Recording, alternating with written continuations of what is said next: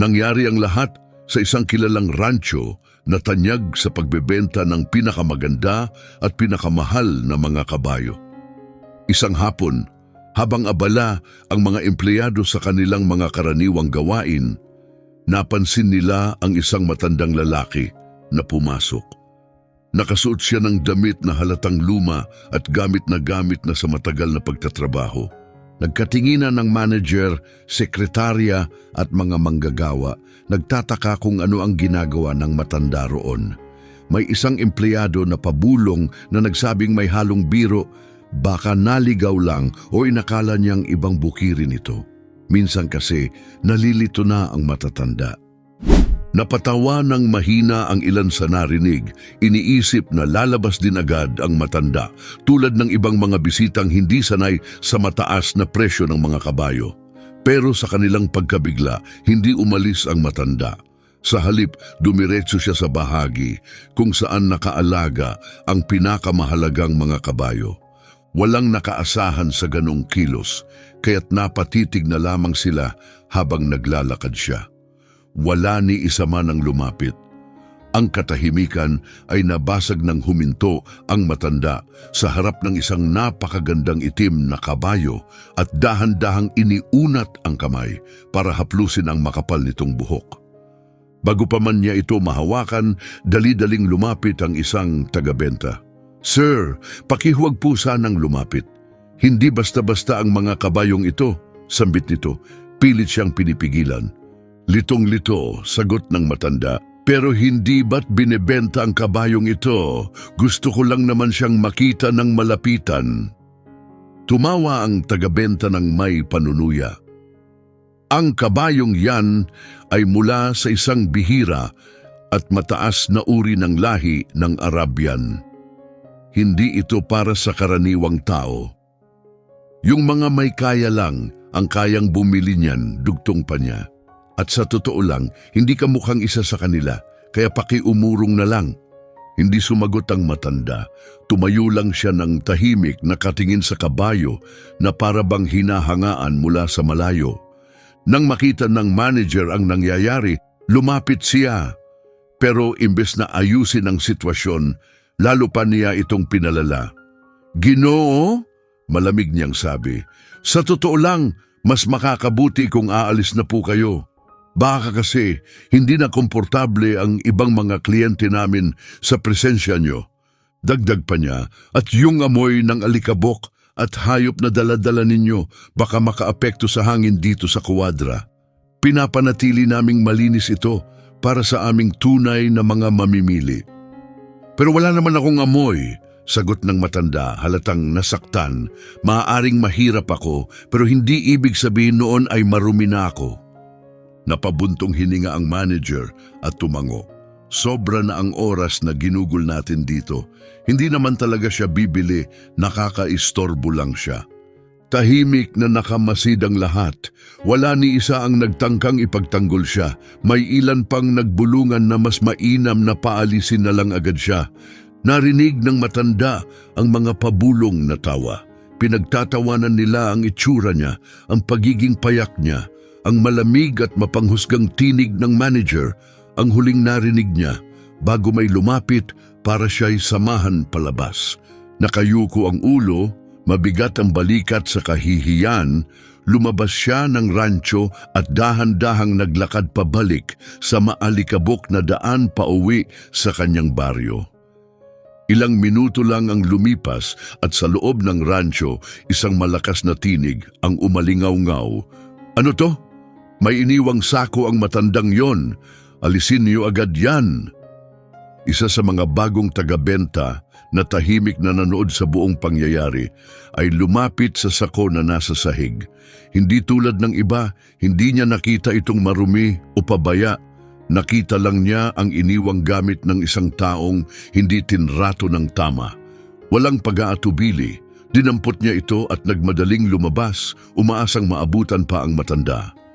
Naabutan din niya sa wakas ang matandang lalaki sa maalikabok na daan. Mabagal pa rin itong naglalakad, nakayuko at tila malalim ang iniisip. "Sir, sandali lang po!" sigaw ng batang tagabenta. Lumingon ang matanda at nakita ang batang lalaking naka-vest at puting polo na tumatakbong papalapit habang hawak ang naiwang sako. "Naku, ang tanda ko na talaga," sabi ng matanda. "Dahil sa lahat ng nangyari, tuluyan ko nang nakalimutan yan.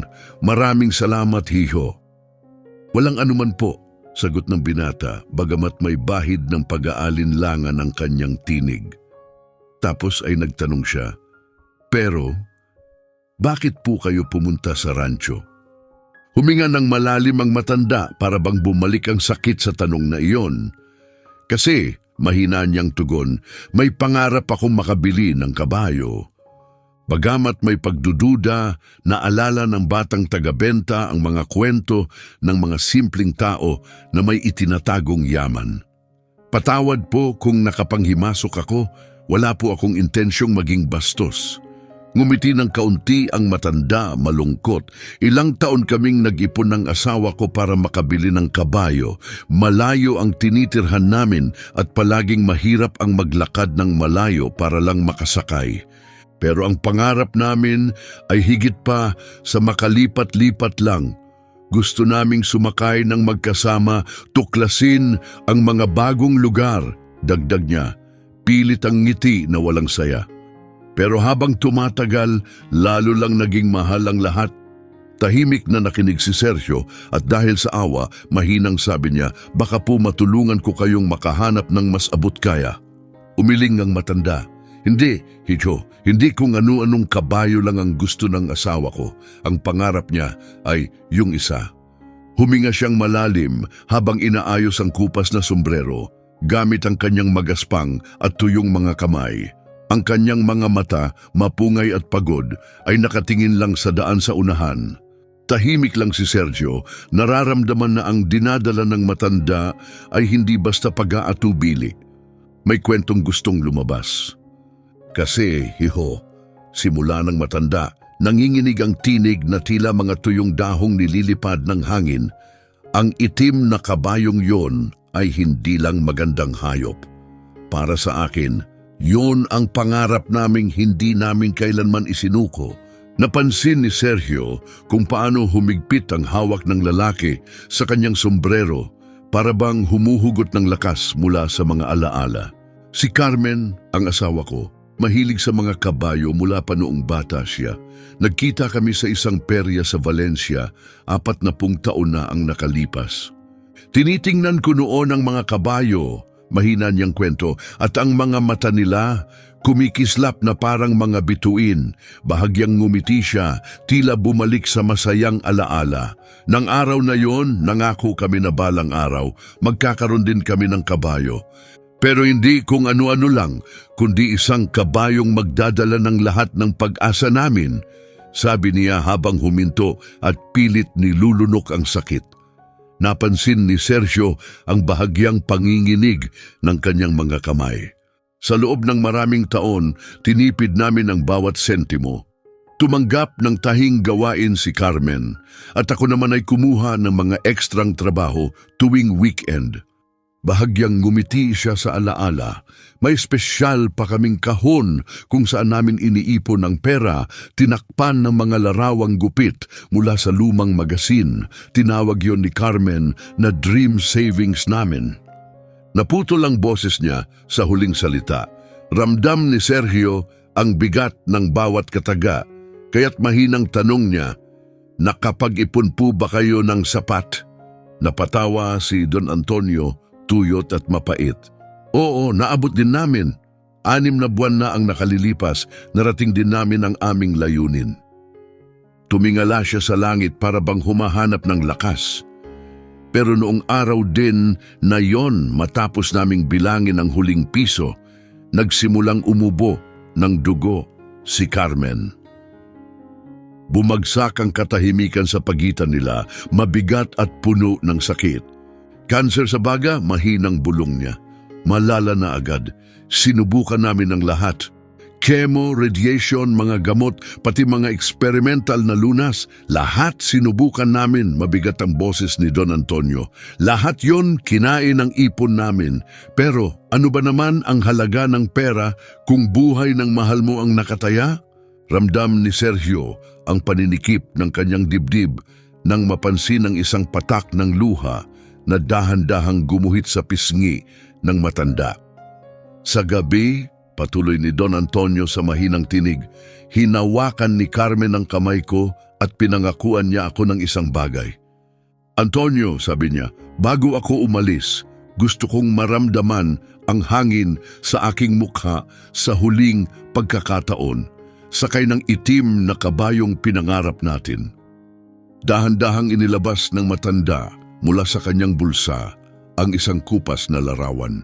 Sa larawan, isang batang babae ang nakatayo sa tabi ng isang kabayo at bakas sa kanyang mukha ang galak at sigla. Si Carmen ito 40 taon na ang nakaraan, mahina niyang sabi. Itinuro niya ang itim na kabayo na kita pa rin mula sa kinatatayuan nila. Kambal na kambal sila ng kabayong yun sa larawan. Tumingin si Sergio sa litrato saka sa kabayo at muling ibinaling ang tingin kay Don Antonio. Sa unang pagkakataon, nakita niya ng buo kung sino ang nasa harapan niya. Hindi lang isang matandang naliligaw, kundi isang taong may dalang bigat ng pangakong hinubog ng pagmamahal at pinanghawakan sa loob ng maraming taon. Gaano katagal na lang? Tanong ni Sergio ng dahan-dahan, di tiyak kung paano ito itatanong. 3 linggo, sagot ng matanda. O baka mas maikli pa, dagdag ni Don Antonio, tila nabasa ang di na ibulalas na tanong ni Sergio. At ang tanging gusto ko lang. Naputol ang kanyang tinig, hindi na niya makayang ipagpatuloy. Ramdam ni Sergio ang kirot sa kanyang dibdib. Hindi lang ito kwento tungkol sa kabayo, isa itong kwento ng wagas na pag-ibig, ng pagbibigay ng lahat at ng huling hiling, isang pangarap na kailangang tuparin bago tuluyang mawala ang panahon. Don Antonio, maari po ba kayong maghintay saglit? Tanong ni Sergio. Patapos na ang shift ko. Gusto ko sanang subukang gumawa ng paraan, dagdag niya, saka bumalik sa rancho. Nagsimulang magbago ang kulay ng langit. Habang unti-unting lumulubog ang araw, pinipintahan ang daang dinaanan ni na Don Antonio at Sergio. Tinahak nila ang paakyat na landas patungo sa isang payak na bahay na gawa sa adobe sa gilid ng burol. Napansin ni Sergio ang maayos na hardin sa harap, puno ng makukulay na bulaklak na marahang sumasayaw sa hangin. Si Carmen ang nagtanim niyan lahat, sabi ni Don Antonio nang mapansing pinagmamasdan ni Sergio ang mga bulaklak. Hanggang ngayon, kahit mahina na siya, pilit pa rin niyang inaasikaso ang mga rosas tuwing umaga. Bago pa sila makarating sa pintuan, may marahang tinig na nagmula sa loob ng bahay. Antonio, ikaw ba yan? Oo, mahal, sagot ni Don Antonio at napansin ni Sergio kung paano lumambot ang boses nito. Puno ng lambing, para bang bawat salita ay may dalang pag-aaruga. Naupo si Carmen sa may bintana, balot ng mapusyaw na asul na balabal na lalong nagbigay diin sa kanyang payat at marupok na anyo. Ngunit ang kanyang mga mata ay kumikislap pa rin ng parehong liwanag na ikinuwento ni Don Antonio, parang may maliliit na bituin na naninirahan doon. At sino naman itong binatang kasama mo? Tanong niya, ang ngiti mainit at mahinahon habang nakatingin kay Sergio. Ito si Sergio, mahal ko. Empleyado siya sa kuwadra, dagdag ni Don Antonio matapos ang maikling saglit. Doon inaalagaan ang kabayo. Biglang lumiwanag ang mukha ni Carmen. Ang itim na kabayo? Antonio, totoo ba? Nakita mo talaga? Nangangatog ang kanyang tinig habang nagtatanong. Umupo si Don Antonio sa tabi niya at hinawakan ang marurupok niyang mga kamay. O mi amor, hawig na hawig sa kabayong nasa litrato, yung tinititigan natin noon sa Valencia. Pumikit si Carmen sandali para bang biglang bumalik sa kanya ang alaala. Alam mo Sergio, mahina niyang wika habang nakatingin kay Sergio. Noon ay dinala ako ni Antonio sa isang palabas kung saan ipinakita ang mga Arabian na kabayo. May isang napakagandang itim na stallion, napaka-elegante at kahanga-hanga. Nang araw na yon, nangako kami sa isa't isa na balang araw, magkakaroon din kami ng ganun. Umubo siya ng mahina at dali-daling iniabot ni Antonio ang baso ng tubig at tinulungan siyang uminom. Napansin ni Sergio ang bahagyang panginginig ng kanyang mga kamay habang inaabot ang baso. Sabi ng mga doktor, kaunti na lang ang natitirang oras ko. Mahinang bulong ni Carmen, halos hindi marinig. Pero ang pinakamasakit ay hindi ang pagpanaw, kundi ang lungkot na hindi ko na matutupad ang pangarap na iyon. Mahal ko, simula sana ni Don Antonio, pero umiling si Carmen ng banayad. Pakiusap, Antonio, hayaan mo muna akong tapusin. Pagkatapos ay lumingon siya kay Sergio, puno ng damdamin ng kanyang mga mata. Bawat baryang inipon namin, bawat piso na tinabi namin, lahat yon ay para sa iisang pangarap. Pero nang dumating ang kanser, kinailangan naming isantabi iyon. At alam mo ba, Sergio, kung ano ang napagtanto ko? Minsan, ang tanging nagpapalakas sa atin ay ang mga pangarap na bitbit natin. Ramdam ni Sergio ang pagbabara sa kanyang lalamunan habang dahan-dahang inilabas ni Carmen ang isang maliit at gusot na kuwaderno mula sa ilalim ng kanyang balabal. Tingnan mo, Anya, habang binubuksan ito. Sa loob ay may mga pahinang puno ng mga guhit, napakarami at lahat ay itim na kabayo. Gumuguhit ako ng isa araw-araw. Nakakatulong ito para manatili akong kumapit sa pangarap kahit ngayon. Ipinakita niya ang pinakahuling iginuhit. Hindi ba't kahawig niya yung nasa kuwadra? Detalyado ang guhit, ang pagkakakurba ng leeg, ang dumadaloy na buhok, ang matatag na tingin. Walang alinlangang nakilala ni Sergio ang kabayo. Carmen, mahinang sabi ni Don Antonio, oras na para magpahinga. Tumango si Carmen at dahan-dahang humiga sa kama. Pero bago pa man tumayo si Sergio para umalis, iniabot ni Carmen ang kanyang kamay at hinawakan ng sa kanya. Babalik ka ba ulit? Gusto ko pang makarinig ng kwento tungkol sa kabayong yon. Mahina ang kanyang tinig, pero ramdam ang lalim ng kahilingan. Hindi lang ito tungkol sa balita, kundi sa pananatiling malapit sa isang pangarap na mahalaga pa rin sa kanya. Babalik po ako, Doña Carmen, sagot ni Sergio. Alam niyang ang mga salitang iyon ay may bigat na mas malalim pa sa maipapaliwanag. Habang palayo siya mula sa kanilang tahanan, ang pag-ubo ni Carmen ang tanging tunog sa katahimikan ng gabi, kasabay ng mahina at mahinahong bulong ni Don Antonio. Nung gabing yon, gumawa ng pasya si Sergio, isang desisyong hindi lang babago sa takbo ng kanyang sariling buhay, kundi mag-iiwan din ng bakas sa puso ng lahat ng bahagi ng kwentong iyon. Hindi siya agad nakatulog. Mag-isa sa kanyang simpleng apartment sa gilid ng lungsod, nakaupo siya sa mesa ng kusina, hawak ang isang malamig na tasa ng kape, paulit-ulit na bumabalik sa alaala ang tahanang iyon sa burol.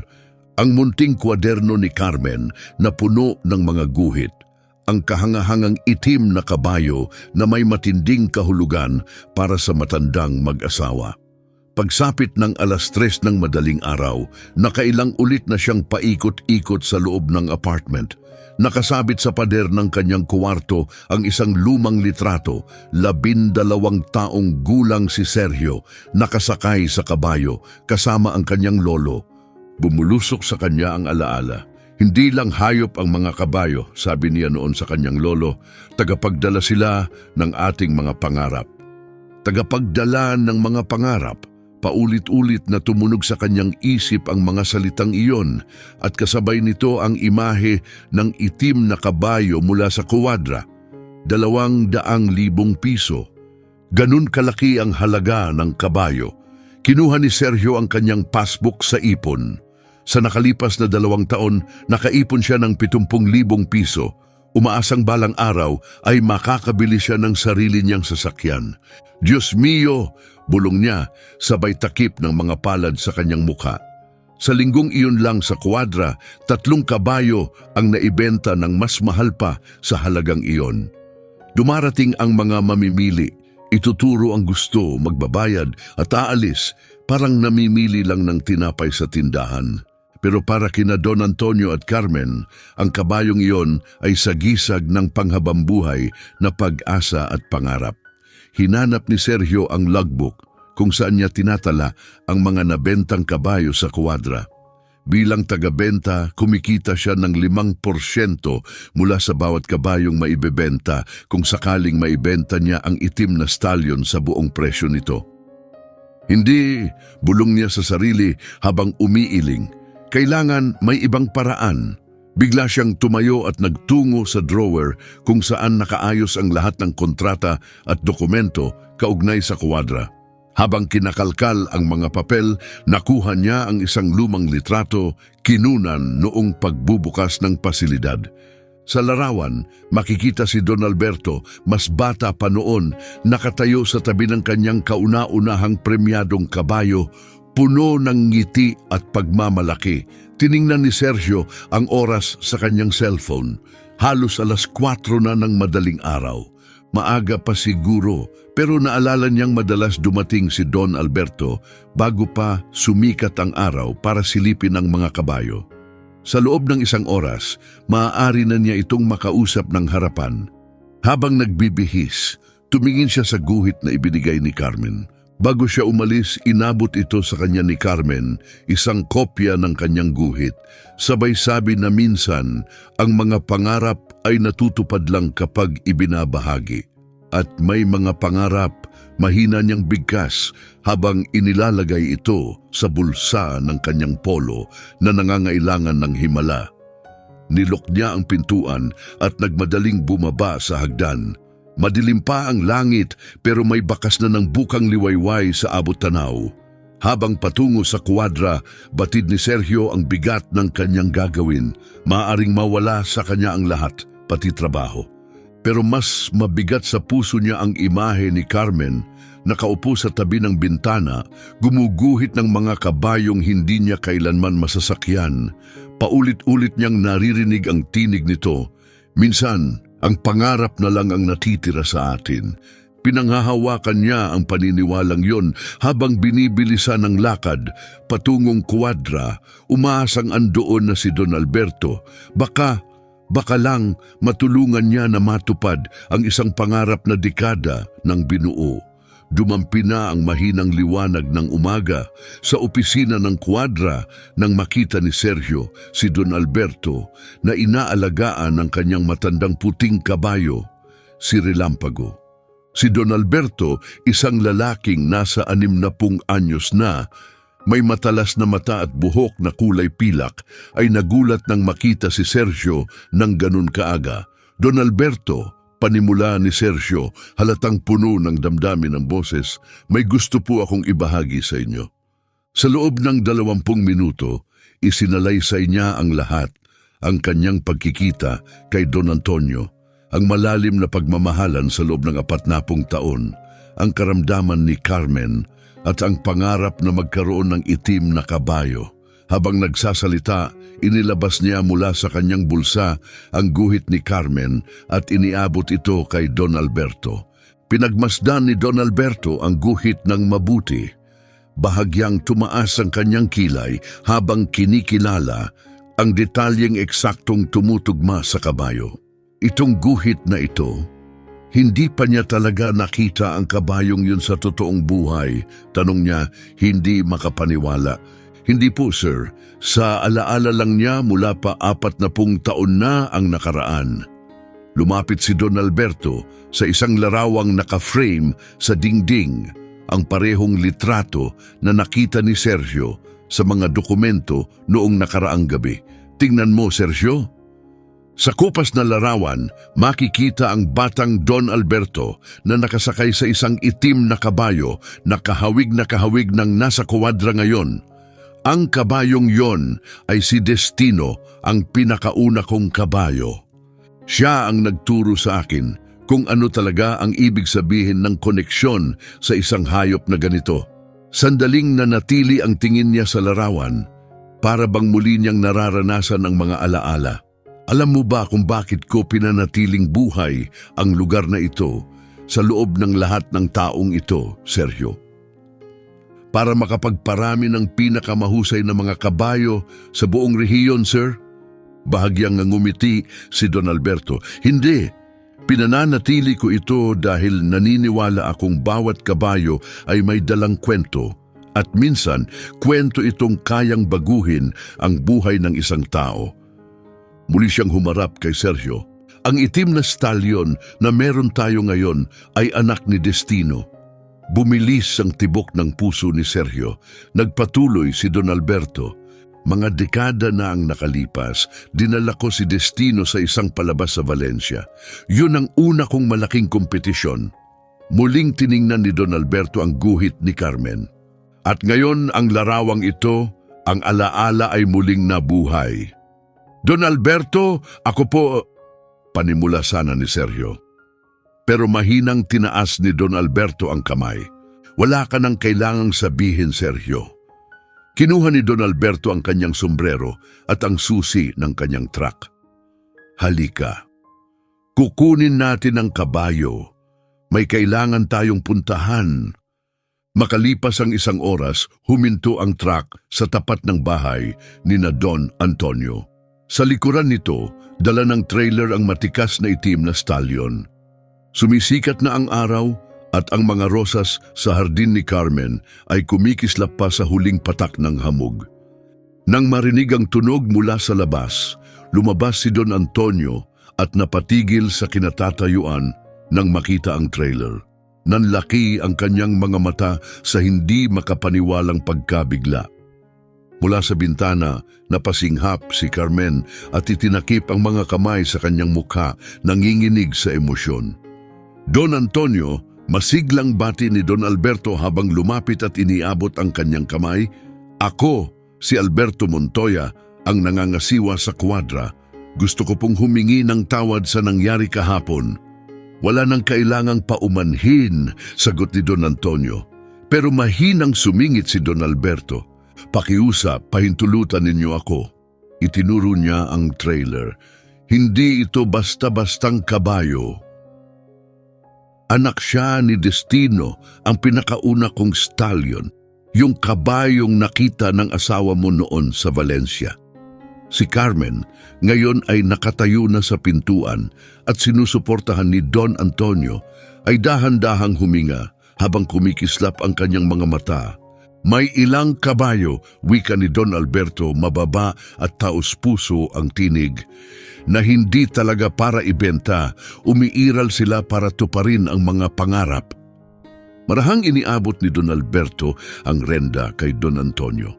Sa inyo na siya ngayon isang regalo, bilang paggalang sa pagmamahalang nagdala ng pangarap na ito sa loob ng napakaraming taon. Mahina ang paghinga ng itim na stallion na para bang naramdaman ng halaga ng sandaling iyon.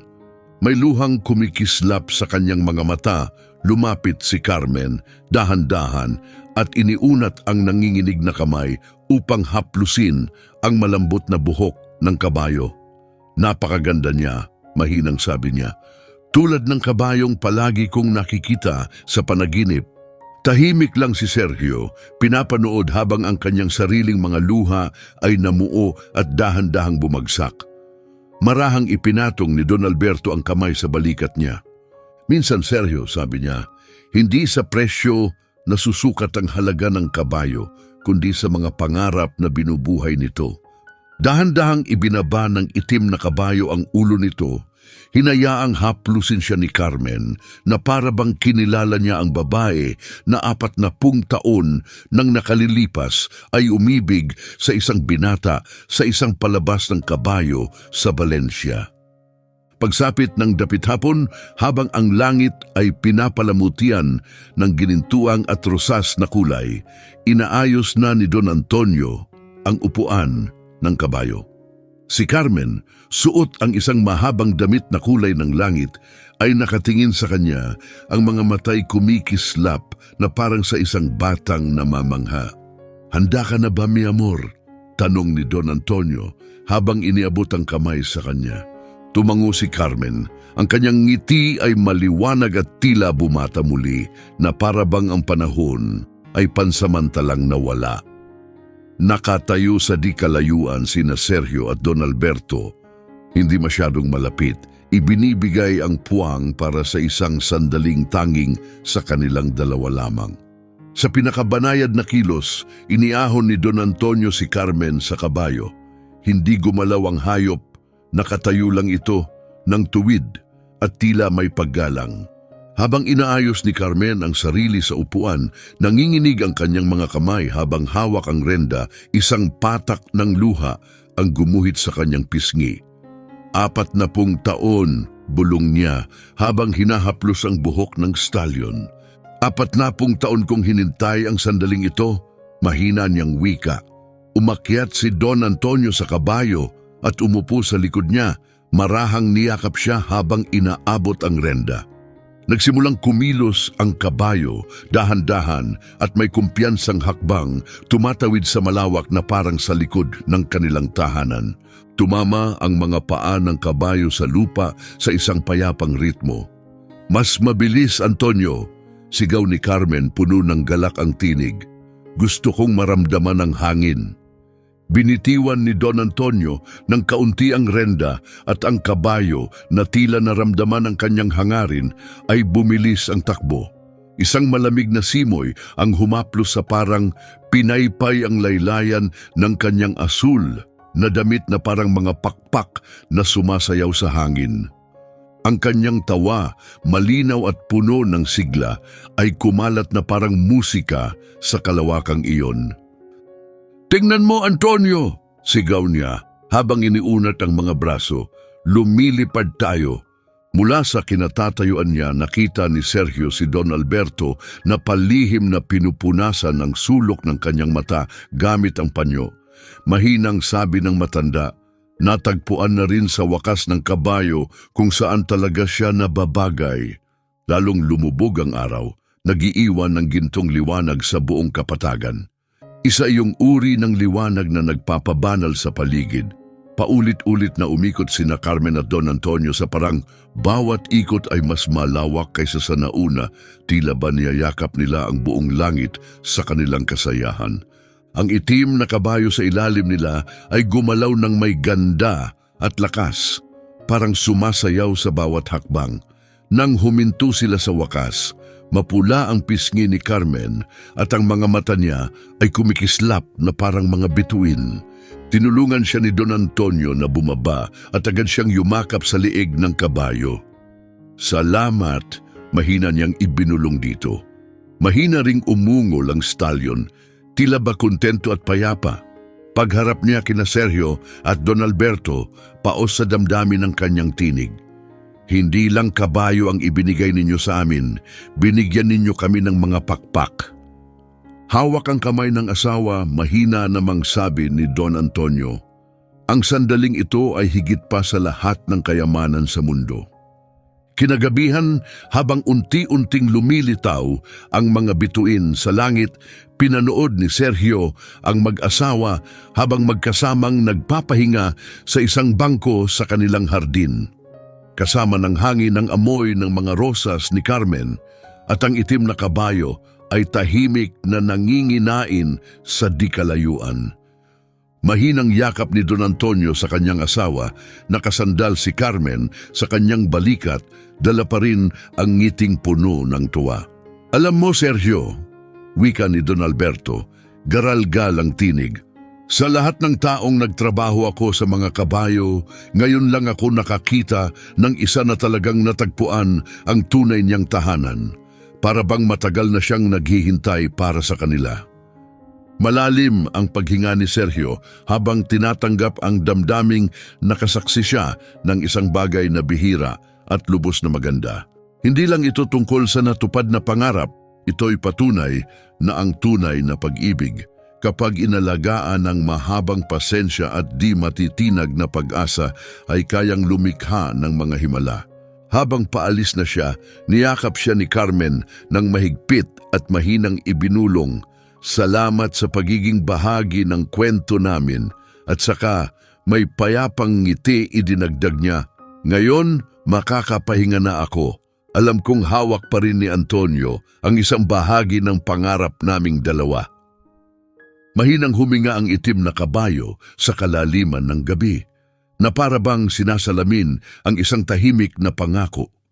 At sa ilalim ng langit na puno ng bituin, sa katahimikan ng kanilang tahanan, nanatiling magkasama sina Don Antonio at Carmen, dalawang kaluluwang nakabalot sa isang pangako, tagapag-ingat ng isang pangarap na 40 taon bago namulaklak, ngunit ngayoy mamumuhay magpakailanman.